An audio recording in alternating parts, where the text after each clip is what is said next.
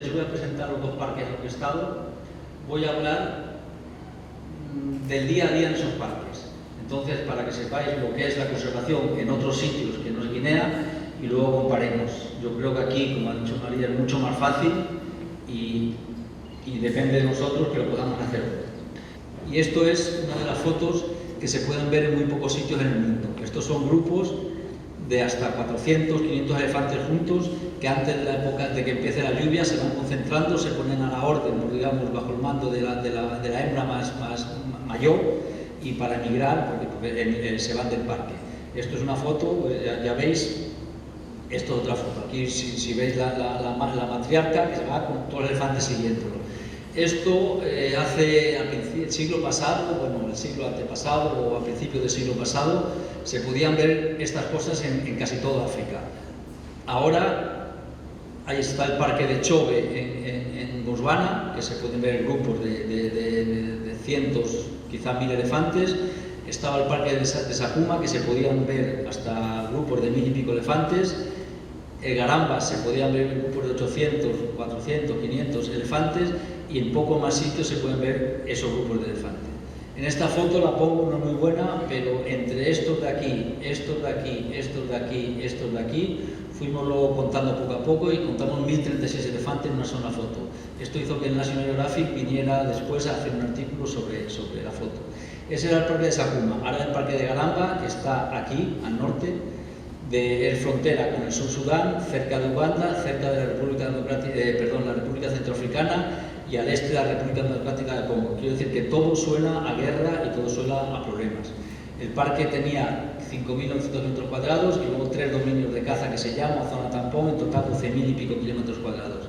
Para que os hagáis una idea, esto era 12.000. Toda la provincia oriental donde se situaba el parque tiene 300 y pico mil kilómetros cuadrados, 10 veces Guinea, y había 22 kilómetros de carretera asfaltada. El resto o eran pistas malas o simplemente no había nada. Esto es el parque en seca, una manada de búfalos. Esto es el parque en lluvias, alguna foto del parque en lluvia. Este es el límite del parque, el río Dungu. Hacia el sur era bosque, empezaba el bosque tropical hasta llegar a la reserva de fauna de Okapi, y hacia el norte era sabana. Aquí hay una foto también, lo mismo, elefantes, hipopótamos, búfalos, más búfalos, hienas, muchos elefantes. Como veis, era un parque excepcional. Entonces, ahora, ¿cuáles son una vez presentados los parques? Vamos a hablar de problemas. El mayor problema de la conservación es, aunque parezca una tontería, conservar lo que hay. Bueno, antes de nada quiero decir que en el parque de Garamba el rey Leopoldo de Bélgica quiso domesticar elefantes. Intentó traer elefantes desde la India, trajo 4 hembras, murieron en el camino, y al final trajo la gente que lo domesticaba y empezó, y al final llegó a tener 150 elefantes domesticados, que en esta época no había camiones, no había tractores, y lo usaban para trabajar, para todo. En el año 2010 murió la última hembra domesticada, se llamaba Kiko, tenía 56 años y bueno, murió de vieja. Esto es una idea para que os hagáis uno de los problemas que tienen estos parques en comparación con Guinea es nosotros estamos a 450 kilómetros de distancia de la frontera con Uganda, que es donde traíamos todo. Pero estas son las carreteras, entonces casi todo el transporte lo hacíamos en bicicleta. Juntábamos a lo mejor 100 o 200 personas en bicicleta, cada uno cargaba 100 kilos en la bicicleta y venían andando a través de 1 o 2 meses hasta que llegaba al parque. Allí descargaban y volvían a irse. Esto a veces en época seca podemos usar los camiones, pero os hacéis una idea, era mucho más segura la bicicleta que los coches, como podéis ver aquí. Uno de los problemas que tenía Garamba, como digo, hay un grupo rebelde que lleva en África 23 años, se llama la LRA, la Lord Resistance Army. Es un señor trastornado que empezó en Uganda hace 23 años y se dedica a secuestrar, a asaltar poblados, a matar gente, a violar mujeres y a secuestrar niños para convertirlos en soldados. Se calcula que en 23 años ha secuestrado más de 60.000 niños. No estamos hablando de poca cosa. Quiero decir, el año pasado Boko Haram en Nigeria secuestró a 200 niñas, y por supuesto se habló muchísimo porque es una salvajada. Estamos hablando de 60.000 niños. Entonces, el 2 de enero de 2008 pues decidieron visitarnos, estaban en el parque, teníamos un intente de no atacar, pero ese día quisieron entrar a llevarse armas, entonces nos atacaron, quemaron los almacenes, quemaron los camiones, quemaron 2 aviones que teníamos allí y mataron 18 personas. Ellos perdieron 38 por su parte, pero bueno, como las vidas de ellos para ellos no contaban mucho, pues los echaban al río para que se comieran los cocodrilos y seguían. Esta foto la pongo aquí porque este es un señor de los que domesticó elefantes hace muchos años. Lleva trabajando en Garamba pues 50 años. Entonces, al día siguiente del ataque de la REA, se vino a barrer, estar en la casa de la radio que estaba destrozada, y se trajo el arco y las flechas. Porque en caso de que la gente volviera a atacar, como veréis, un grupo que nos atacaron 180 personas con Kalashnikov, con un arco y una flecha no se puede hacer mucho, pero la gente allí decía, bueno, yo sigo trabajando y si vienen, pues les esperamos. Bueno, esto como digo, allí todo era difícil. Aquí, para hacer una construcción, se va a una empresa, se le encarga 2 camiones de arena y vienen allí teníamos que sacar la arena del río, transportarla en barca, descargarla a hombros y llevarla donde sea. Pues es una máquina que compramos para hacer ladrillos de tierra sin necesidad de cemento, porque allí el cemento tampoco llega. Y esto es la reconstrucción que hicimos del campamento después del ataque. Teníamos que hacer carreteras, allí teníamos que ser autosuficientes porque si no, no había forma de llegar, carreteras fuera y dentro del parque, teníamos que hacer pozos para agua y sobre todo teníamos que formar guardas. Entonces, una de las actividades más importantes era la lucha contra los furtivos. Ahora vais a ver unas fotos duras, porque son fotos duras, pero son reales, no hay Photoshop, no hay ninguna, porque esto es sobre todo porque es la realidad. Nosotros, tanto en un parque como en otro, teníamos en uno 140 y en otro 220 guardas, todos armados, recibían instrucción militar, traíamos comandos de élite del ejército francés, del ejército israelita, para formarlo, porque en caso de encuentro, porque cada vez que encontraban... Entonces las patrullas tenían que ser mínimo de 15, 20 personas, porque si no, si eran menos, pues llevaban a perder cuando se encontraban con guardas. Y como veis, íbamos armados con Kalashnikov, con ametralladoras, con lanzagranadas, con todo. Esto es un guarda, no es un guerrillero, no es un militar, es un guarda del parque.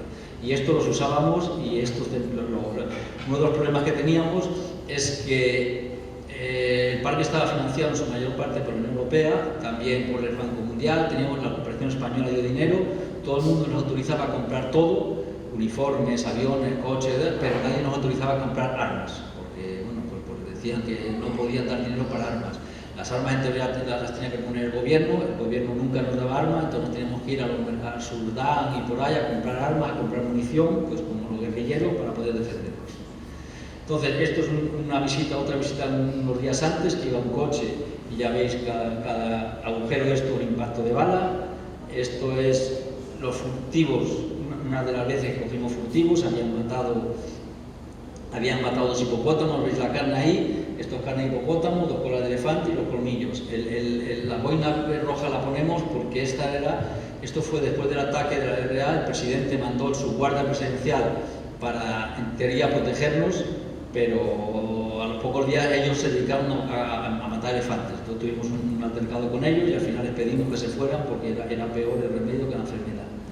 Estos son veis los guardas. Ya te he puesto unas fotos duras, un encuentro con la RA y eso es uno de los miembros de la RA. Estos eran las armas que sacábamos, eran escopetas de caza, pero también Kalashnikov, como podéis ver. Esto es otro ataque de la RA, un coche que llevaba un conservador, Didier, que iba a otra base. Este es el chofer del coche, perdimos 3 personas y nos quemaron los coches. Y esto no es un caso especial, no digo que día a día, pero en los 7 años que estuve en Garamba perdí 36 guardas, en los 7 años que estuve en Sakuma perdí 14 guardas. Bueno, ya no voy a poner... Esto es una foto solamente para que veáis que era un teniente del ejército. Habían matado un hipopótamo, los guardas lo vieron, un tiroteo, matamos a 2 personas y cuando nos acercamos, no sabíamos, vimos que era del ejército y esto es el material que recuperamos, o sea, que recuperamos. Esto eran los furtivos, lo que lo tenían, que en este caso era el ejército.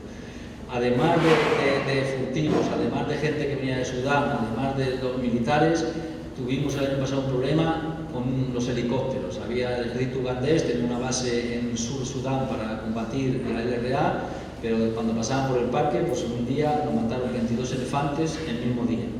Entonces le cortaban los colmillos, por supuesto, y por primera vez cortaban los testículos, que era una cosa que no existía, pero el año pasado. Y esto fue la fotografía que cogimos del helicóptero, como veis, logramos identificarlo, denunciamos, pero por supuesto no pasó nada. Este es un embajador español que vino después del ataque, nos vino a visitar, y para que veáis la escolta que llevaba. Estaba impresionado porque él había estado en Kenia, en Tanzania, y claro, él iba con el chofer en el coche. Cuando vino a Garamba, pues le pusimos 20 guardas de patrulla, más 2 coches delante, más 2 coches detrás, más un avión encima, para que pudiera entrar al parque y no perder un embajador. Bueno, esto es también una foto de elefantes de muertos. Esto es otro ataque, en el parque de Sakuma. Aquí veis, podéis ver también las balas que había. Y esto es un furtivo del Parque Nacional de Sakuma. Estas son las armas que recuperamos. Estos son armas de los furtivos también. Como veis, ellos no solo llevan Kalashnikov, llevan también ametralladoras. Y estos son los furtivos que conseguimos detenerlos esos días. Era el botín de los furtivos que habían hecho, y como es el presidente de Chad, que vino a vernos y porque estaba preocupado, me preguntó qué hacíamos con teníamos casi 3 toneladas de marfil allí. Yo dije que lo mejor sería quemarlo, porque de la otra forma alguien lo iba a venir a robar o alguien lo iba a venir a vender, y delante de allí todo el mundo lo quemó. Una cosa que se había hecho ya una vez en Kenia, luego se ha hecho una vez más. Yo creo que es una buena cosa quemar el marfil para evitar que de una vez que acabe en el mercado negro. Estas son fotos de uno de los guardas que perdieron la vida en Sakuma y en Garamba por defender. Esto es otro de los problemas que tenemos. Esto es la minería, quiero decir, estos son furtivos que no van al parque a matar, pero van a sacar oro. Esta es una zona del noreste de Garamba, donde la única zona donde hay chimpancés, porque en Garamba hay zona de sabana, zona de bosque. Están los chimpancés más al norte de África, y esto, después de pasar a buscar oro, pues así dejan el parque. Entonces, aparte de la lucha contra los furtivos, la gente podría pensar que con eso ya hacemos bastante, pero intentamos hacer actividades. Entonces, una de las cosas que queremos saber es lo que pasa en el parque. Lo que pasa en el parque, allí es distinto que aquí. Yo he estado una semana ahora en Bata hablando con la gente del DEFOR, muchos sobre censos. Aquí hacer un censo es bastante complicado, el censo de gorilas, el censo de elefantes, porque el bosque no se ve nada. Allí, como veis, es bastante abierto, es sabana, y entonces nosotros cada año hacemos un censo para saber lo que pasa con los animales, cuántos animales hay. Hacemos 2 censos, uno es para grandes mamíferos, que son jirafas, elefantes, búfalos, cob, etcétera, y otro por hipopótamos, porque este es especial, porque el hipopótamo es sobre todo siguiendo los ríos y es relativamente más fácil. Entonces, ¿el censo qué consiste? El censo consiste ni más ni menos que ver todo lo que hay en el parque. Aquí está la estación, entonces el avión sale cada día, se va hacia el norte, da una vuelta, vuelve a 500 metros, vuelve hacia el sur, vuelve hacia el norte, vuelve hacia el sur. Entonces hay un piloto, hay un señor que va apuntando y 2 observadores. Los observadores conviene que sean siempre los mismos. Entonces en las ventanas del avión se marcan dos rayas, y todo lo que los observadores ven entre las 2 rayas se cuentan. Si hay elefantes o jirafas fuera no se cuentan, o por abajo no se cuentan, se cuenta lo que hay dentro. Se va apuntando. Cuando hay un grupo muy grande, lo que hace es se toma una foto, porque si hay 4 elefantes es fácil contar, si hay 400 es casi imposible. Entonces se vuelve cada circulito de estos que veis, es el avión que ha tenido que dar un par de vueltas para poder hacer fotos, y luego con un sistema de ordenador pues se va pinchando la foto y se va contando. Estos son los puntos donde hemos visto más de 50, más de 100, menos de 10, etcétera, etcétera. Entonces, aquí, por ejemplo, es la lista de los 2 últimos censos, 2013 y 2014. Veis que Cob es un antílope de 2.400, hemos pasado a 3.800. Bubal es otro antílope de 400 a 600. Hipopótamos de 2.600. Todo ha ido subiendo, excepto los elefantes. Los elefantes teníamos 1.920 y hemos bajado a 1.718. Por supuesto puede haber algún fallo, porque los elefantes, como digo, se migran. Si un año llueve un poco más, se pueden ir antes. Bueno, eso puede ser, pero la realidad es que los elefantes están descendiendo, no solo en Congo, no solo en Sakuma, en todas partes de África, por culpa del furtivo. Por culpa del furtivo que mata al elefante, no para comer, como dicen, porque si mata un elefante de 4, 5, 6 mil kilos, se coge los colmillos y el resto del elefante se deja allí. Entonces es para vender marfil. El marfil era una cosa que antes se usaba para hacer teclas de piano, para hacer bolas de billar, para hacer cosas. Ahora, por supuesto, no se utiliza para eso porque hay materiales que lo sustituyen, se utiliza para tener un capricho encima del televisor, una figurita. Entonces, ese marfil, esa figurita que tenemos de marfil, significa que vamos a acabar con los elefantes de África y de Asia, que hay gente muriendo por ello y que no tiene ningún sentido. Otra de las cosas que hacemos allí es poner los elefantes durante la época de secas, tanto dentro del parque, pero en lluvias a veces salen. Entonces, para poderlos proteger durante todo el año, lo que hacemos es poner collares. Entonces, dormimos el elefante, el veterinario va, duerme el elefante, le ponemos un collar que está equipado con GPS y luego cada 3 veces al día nos da la posición. Entonces nosotros al principio tenemos estos datos, pero al final del año tenemos todos estos datos. Un elefante verde, un elefante azul, un elefante rojo y otro elefante amarillo. Entonces, ¿esto para qué nos sirve? Vemos que el área de distribución de los elefantes, el parque, como os dije, es lo verde, los dominios de caza son, que se llaman así, pero no se cazan, se llaman así del tiempo de la colonia francesa, de belga, perdón, pero no se caza. Entonces vemos que los elefantes se mueven en toda la parte sur del parque y en la parte norte del dominio de caza de Kangara-Nabodio. Entonces, ¿esto nos sirve para qué? Para saber que aquí estos parques no nos interesan mucho, podemos dejarlos sin protección, y aunque esto no es parque, sí tenemos que protegerlo. Como aquí además hay poblados, nos sirve para intentar convencer al gobierno de que cambie los límites, que a lo mejor deje esta zona fuera del parque, que además es la frontera con Sudán, por eso no hay nada aquí, porque los sudaneses pasan ya durante, pues sabéis que Sudán ha estado 20 y tantos años en guerra, sin ningún control, entonces todo el mundo se dedicaba a matar, y en cambio a lo mejor ganar la parte norte del dominio de caza de Kangara-Nabodio. Esto son cosas, esto es la gestión de un parque, el parque va cambiando, hay que hacerlo cada año y poco a poco, y si hay que cambiar los límites, se cambian. Esto es, hacíamos lo mismo con las jirafas, disparábamos a las jirafas para ponerle el collar.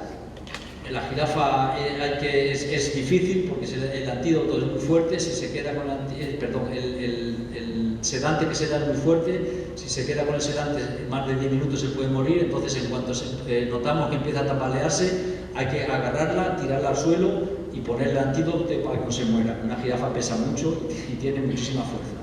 Entonces ya veis, una vez que está en el suelo se ponen 5 personas sobre el cuello y ahí ya no se puede levantar. Y aquí veis la jirafa, no es un collar exactamente porque debido al cuello de la jirafa no, es una especie de casco que se le pone aquí arriba y nos va dando posiciones. Lo mismo hemos hecho con leones, lo mismo hemos hecho con búfalos, etc. Esto es otro sistema de seguimiento que se llama Cybertracker. Esto lo inventó un sudafricano para ponerlo en manos de los boquimanos. Los boquimanos como los pigmeos aquí, son gente, viven en el campo, conocen muy bien el bosque, pero no saben leer, no saben escribir. Entonces, en vez de darle un cuaderno y un lápiz para que apunte, le da una máquina con símbolos. Entonces, cuando el boquimano va andando y ve un elefante, marca elefante. Una vez que ve, le sale 2 símbolos, si es macho o hembra, marca si es macho o hembra. Una vez si es macho o hembra, sabe si son muchos o son muchos. Si es en sabana, todo eso es con simbolitos, va marcando, cuando acaba pincha, esto tiene GPS, coge la posición y ya está, el boquimano sigue. Al cabo de los 4 o 5 días o un mes cuando vuelve, nos da el aparato, nosotros lo descargamos en el ordenador y nos da la posición de casi todo. Entonces se obtiene muchísima información sin necesidad de aviones, sin necesidad de coches, sin necesidad de biólogos que dan problemas, porque nosotros cuando vamos al parque, nosotros todos necesitamos una mochila, necesitamos agua potable, necesitamos una serie de cosas, comida, y ellos viven allí y es su casa. Esta foto la pongo porque, como dije, el día 2 de enero del 98 la LRA nos atacó, pero el día 24 de diciembre de ese mismo Navidades había atacado un poblado, al lado estaba a 27 kilómetros del parque, se llama Faraji, mataron a 350 personas y quemaron el resto de todo el poblado. Entonces, las agencias humanitarias empezaron a ir poco a poco, pero claro, con una zona de alto riesgo, pues mandaban un helicóptero con un experto, que podía estar un máximo de 2 horas, siempre protegido por otro helicóptero de combate, se hacía un informe y volvía. Y así estuvieron casi 1 año y pico. sin dar nada. Nosotros, como estamos sobre el terreno, pues entonces nos destinamos todo el dinero que había para otras cosas, lo destinamos para ayudar a la gente, a que les daban medicamentos o ropa, lo que fuera, que habían perdido todo. Entonces, esto era para que la gente viera que tener un parque al lado tiene sus inconvenientes. No les dejamos cazar, no les dejamos cultivar, no les dejamos, aquí sería cortar madera, no les dejamos hacer una serie de cosas, pero tiene una serie de ventajas. Otro de los departamentos que teníamos en conservación comunitaria, donde teníamos un dinero para ayudar a la gente. Esa vez les dimos medicamentos, les dimos cosas, pero normalmente pues les ayudamos a arreglar carreteras. Entonces pagamos a la gente para que arregle las carreteras y poco a poco se van sacando. Por ejemplo, un puente que se había caído, que nos había cortado toda la zona de la frontera, este es el puente, pues con el tractor lo arreglamos y quedó un puente nuevo, con lo cual abrió la carretera de nuevo a la gente. Esto es en Chad, aquí hacía falta pozos, en Garamba o aquí en Guinea no hace falta pozos. En Chad, lo que mueve todo el mundo, toda la vida de Chad es el agua. Si hay agua, hay vida; si no hay agua, no hay nada. Esto es una escuela que hicimos, un hospital que hicimos en Chad, y luego, tanto en un sitio como en otro, lo que hicimos fue comprar un camión. Bueno, aquí en Guinea no tendría sentido porque al bosque se entra andando, pero para ir a mostrar el parque a la gente. Uno de los problemas, y lo digo yo siempre, que tienen los parques en África, es que los parques los crearon los blancos, que por la colonia, los suelen gestionar los blancos y los suelen visitar los blancos. Entonces la población lo ve como si no fuera con ellos. Dice, es una cosa de blancos, allá se apañen, yo sigo a lo mío. Entonces lo que queremos es que vean que el parque es de ellos. Entonces los traemos, cada día el camión va a un poblado, coge 40 o 50 niños, les metemos en el parque y les enseñamos lo que hay, que vean los hipopótamos, que vean los elefantes, les decimos lo que hacemos, les mostramos por qué lo hacemos, les invitamos a comer, les damos una camiseta, unos regalos, o sea, y así poco a poco pues lo vamos consiguiendo. Es más fácil con los niños, ¿por qué? Porque traer gente con 40, 50 años que lleva toda su vida matando, es muy difícil convencerles de que deje de matar. Entonces también lo hacemos con las autoridades, lo hacemos con las mujeres, pero sobre todo con los niños, a ver si poco a poco. Este es otro camión en Garamba, en Viento Hipopótamo, esto era en Chad, lo mismo, la cosa era la misma, o sea, el objetivo final era el mismo. Organizamos sesiones de teatro con los poblados, entonces hacíamos una compañía nacional que iba a hablar del furtivismo, de la importancia del parque, todo esto. ¿Por qué? Porque es muy importante, y es lo que vosotros ahí es donde tenéis que jugar. Si queremos conservar esto, cuando viene una persona de fuera y habla todo esto, o vengo yo, pues bueno, en el fondo están pensando que yo quiero sacar algo de aquí, que yo estoy aquí porque quiero. Entonces tienen que ser los propios guineanos, los propios chadianos, los propios congoleses, los que tienen que explicarle que no es así, que estamos a punto de perder una cosa que se ha sido siempre, que a que pensemos que no se va a acabar, se acaba. Una escuela que hicimos en Garamba, un hospital en Garamba, el hospital más próximo estaba a 300 kilómetros, que como os he dicho antes eran 4 o 5 días de camino. Entonces la gente, cuando estaba muy enferma, pues a veces teníamos un avión, le podíamos llevar en avión, y si no, pues imaginaros, se morían, porque claro, 4 o 5 días andando no era imposible. Entonces hicimos un hospital, lo construimos, lo equipamos, llevamos médicos y lo hacíamos funcionar. Funcionó muy bien durante todo el tiempo y no era gratuito. Para la gente que trabaja en el parque sí, para la gente se cobraba muy poquito, pero por lo menos para que la gente supiera que tenía que hacer un esfuerzo para ir al hospital. Otro de los departamentos, o otro de los que teníamos, era el turismo. El turismo es muy importante en los parques en África. Quiero decir, hay gente que piensa que el parque está mucho mejor sin nadie. La caldera de Luba pues está mucho mejor así, sin que nadie pase. Y eso, por supuesto, es cierto, si consiguiéramos hacerlo. El problema es que hacerlo cuesta dinero. O sea, conseguir una zona siga virgen, si ya cuesta mucho dinero. Si hay una fundación o la Unión Europea o el Banco Mundial o un millonario loco que nos da mucho dinero, perfecto, pero eso a lo mejor es 1 año o 2 años o 10 años, pero habrá un momento que se case o que se muera o que sus hijos digan se acabó. Entonces hay que promocionar el turismo, porque además ya sé que hay parques en África que tienen demasiados turistas, en Kenia, en Tanzania, pues llega a pasar eso, pero es mucho mejor un parque con turistas y animales que un parque sin turistas y sin nada. Entonces, esto eran los últimos elefantes que había en Garamba, se utilizaban para visitar el parque en elefante, esto un poco, y esto es un hotel que hicimos en Garamba, pero vamos aquí como un lodge o un hotel para que la gente pudiera dormir. Lo mismo se hizo en el campamento de Tinga en Sakuma y lo mismo que se hizo en Montalén. Hay gente que piensa que por qué hacemos un hotel en Montalén, que no es importante otras cosas. Hacer un hotel, hacer un sitio agradable para estar, hace que la gente venga. Habrá turistas que están dispuestos a venir en tienda de campaña, a dormir colgados del árbol si hace falta, pero hay otros que no. Si tú quieres hacer venir un embajador para que te dé dinero, tienes que acogerle. Si quieres hacer venir a un ministro, el presidente de este país visitó Montalén bastantes veces y estuvo en el hotel. El presidente de Chad, como lo había visto, fue allí también. Entonces, eso es lo que hay que hacerlo para que puedan instalarse allí y una vez allí se les pueda hablar del problema que tenemos y se les pueda pedir lo que hay que pedir. Bueno, estas son fotos que traer publicaciones, televisión, películas, National Geographic, periódicos, todo para que la gente dar a conocer lo que se hace. No basta con defender un parque, hay que darlo a conocer. Bueno, este es un logotipo que hicimos de Garamba, lo pongo porque el elefante, que habéis visto un elefante domesticado, mirad el tamaño de los colmillos. Este es el logotipo que hicimos de Sakuma, lo sacamos de unas pinturas rupestres que había al norte en Enedi. Aquí en Montalén hicimos un logotipo también con el gorila. Es importante dar esto que estamos haciendo ahora, los pósteres que están poniendo, esta mañana estaba en la radio, el viernes estuve en la televisión. Esto es trabajo de muchísimo tiempo, no nos podemos cansar porque al año de empezar no pase nada. Esto se lleva muchísimo tiempo cazando, la gente va a seguir cazando, pero poco a poco vamos a intentar acabar con ello. Estas son algunas fotos de Garamba, de Sakuma, para que veáis que todo esto que digo existe. O sea, ¿no? Y son fotos todas del año pasado, hace 2 años, no son fotos del siglo pasado. Son fotos para que vean. Una de las cosas, de los problemas que tiene la caza, el otro día tuvimos en Malawi una cosa curiosa. Todo el mundo decía que claro, que no se puede cazar porque la gente se muere de hambre, porque la gente necesita comer de la caza del bosque, ¿por qué? Entonces yo pregunté a todos los que había allí, que eran además miembros de Indefo, vamos a ver, ¿de vosotros cuántos sois cazadores? Por supuesto nadie era cazador. ¿De vosotros cuántos habéis comido carne de carne en el último año? Todo el mundo levantó la mano. Si lo hiciera aquí seguramente pasaría lo mismo. Entonces, no hay que engañarnos a nosotros mismos o engañar a la gente diciendo que comemos un antílope o comemos un mono porque necesitamos. Es simplemente porque nos gusta.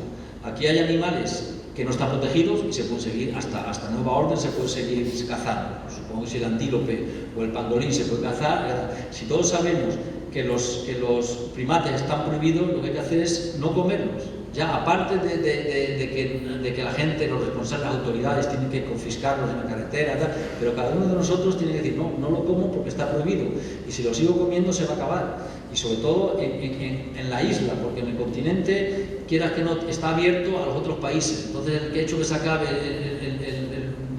cola roja en la zona continental, pues algún día puede venir otro cola roja de Gabón o de Camerún, que los hay. El día que se acabe aquí, es una subespecie distinta, se acabará para siempre. Pasa parecido con el drill, pasa parecido. Entonces, no es la excusa de que necesitamos cazar para comer. Es simplemente nos gusta cazar, pero a mí me gustan muchas cosas, pero hay veces que hay que dejar la costumbre. Las tradiciones, pues si los japoneses les gustaba matar ballena, pues ha visto que no puede ser, que hay 180 millones de japoneses, no sé cuántos, si cada uno quiere un filete de ballena, no hay ballenas en el mundo. Si los chinos tienen la tradición del marfil, ahora mismo hay 1.400 millones de chinos, aunque cada uno tenga un trozo de marfil, echar cuenta, no hay elefantes en el mundo. O sea, es simplemente que se acaba, y se acaba de verdad. Nosotros en Garamba, en los años, cuando se creó el parque, hasta la independencia, en los 60, había 1.200 rinocerontes blancos de una subespecie que se llamaba subespecie del norte. Ahora mismo os puedo decir lo que hay, que es ninguno, es cero. En 2005 se dio el último y entonces no hemos vuelto a ver. Hemos traído expertos de Kenia, de Tanzania, de Zimbabue, para seguirlo, a ver si encontraban una huella. Hemos hecho muchas horas de vuelo, simplemente no queda. Ayer precisamente, de casualidad, leí porque durante la época que había, se llevaron 4 rinocerontes a un zoológico en la República de Checoslovaquia. Ahora hace 2 años se trajeron y se han soltado en un parque nacional en Kenia para ver si se pueden reproducir. El ejército de Kenia ha puesto un pelotón que va todo el día al lado de los rinocerontes para evitar que los maten. O sea, un rinoceronte, un macho, que además le llaman en Sudán, hay 3 hembras y un macho. Pues hay 2 coches del ejército que van siempre a su lado para intentar que los mate. No sé si lo mataron o no, o si se morirá de viejo, pero es muy difícil de una población de 4 individuos regenerar una población. Se ha perdido muchísima diversidad genética, entonces es muy difícil. Entonces, estos son los rinocerontes que había en Garamba. Esta foto es la última foto que se hizo de un rinoceronte negro en Sakuma, en Chad. Había también, se fue matando, se hizo esta foto y cuando se quisieron dar cuenta ya no quedaba nada. Entonces, estas son unas fotos que ahora voy a poner para que veáis lo que digo, la realidad. Esto es dentro del parque de Garamba. Este señor que veis aquí, no sé si lo veis bien, va con una escopeta, este no, este es otro señor con una escopeta, y mirad el tamaño de los siguientes. Estos son un grupo de la RDA que había ido a un poblado cerca de donde estábamos nosotros, había matado a 3 personas y había secuestrado a 11 niños y se lo llevaban. Aquí se ve mejor la escopeta, y los niños cargados como mulas. Aquí la otra escopeta, aquí veis el fusil y los niños.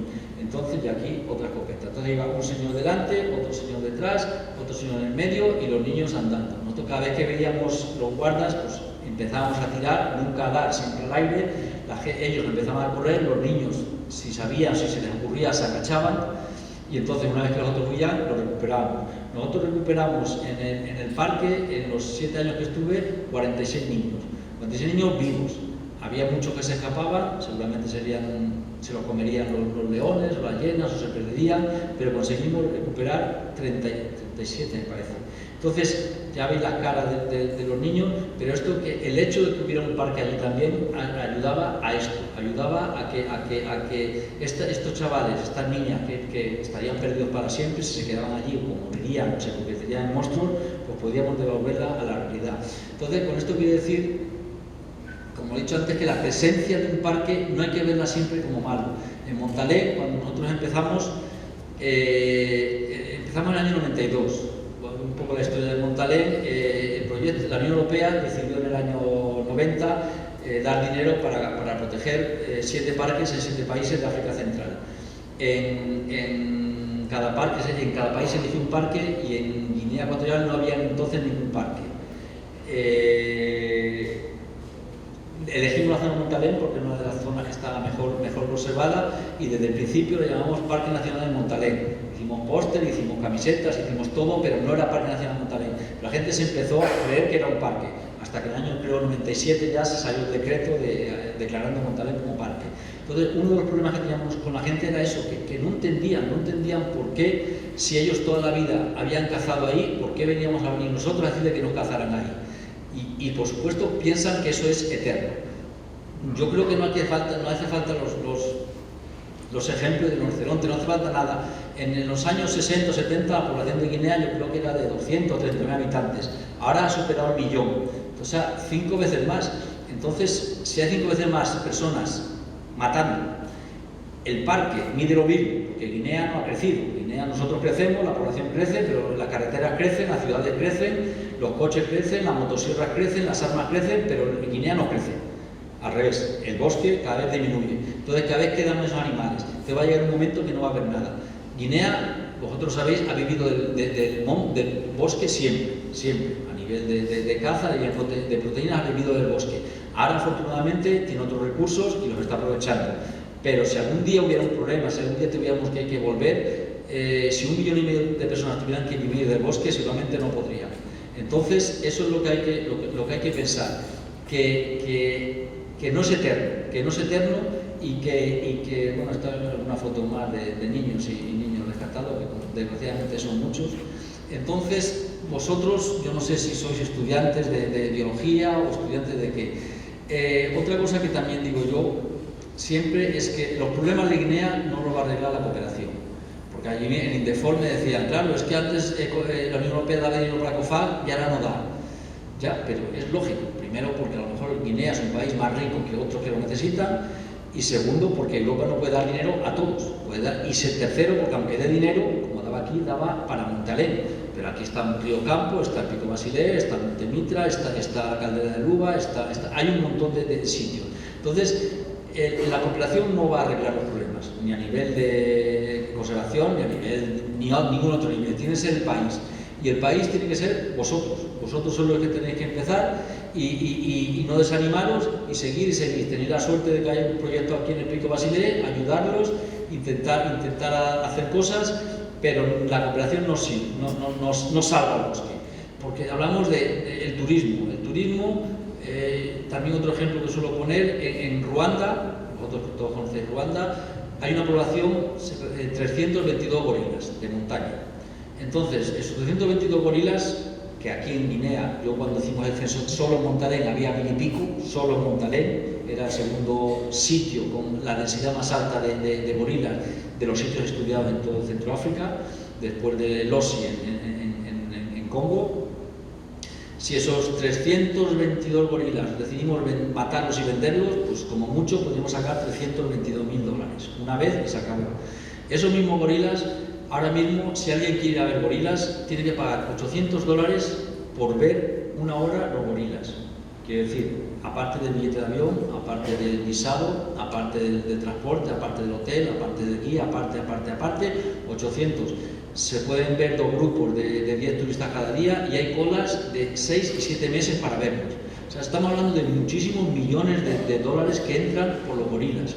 Eso mismo se podría hacer aquí. Nosotros intentamos habituar gorilas en Montalén. Era difícil, no porque los gorilas fueran distintos, sino porque es muy montañoso. La forma de habituar gorilas es acercarse hasta ellos. Cuando ellos nos ven, salen corriendo, volverse a acercar, y a lo mejor al cabo de un mes, o de un año, o de 10 años, ya se dejan. En Montalén era mucho más difícil porque se subían por paredes y era imposible seguir. Entonces nos costaba otros 5 o 6 días volver a encontrar el grupo. Y al final la gente que estaba aquí se fue por otros motivos.